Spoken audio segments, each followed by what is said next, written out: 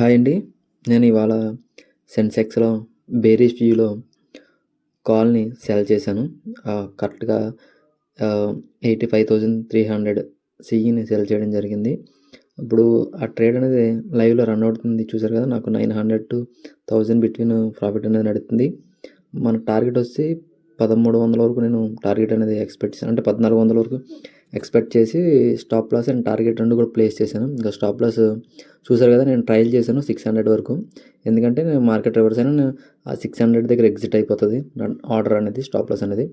ఇప్పుడు చూసారా 1300 వరకు కూడా నేను ప్రాఫిట్ అనేది టార్గెట్ కింద పెట్టుకొని ఎక్స్‌ప్లెయిన్ చేస్తున్నాను.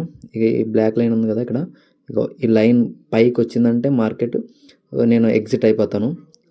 ఓకే. లేకపోతే నా స్టాప్ లాస్ ఒక సడన్ స్పైక్ అయినా వస్తే స్టాప్ లాస్ అనేది కొడతది. ఈ పైన అనేది ఒక 5 మినిట్స్ క్యాండిల్ క్లోజ్ అయిందంటే నేను ఖచ్చితంగా ఎగ్జిట్ అయిపోతాను.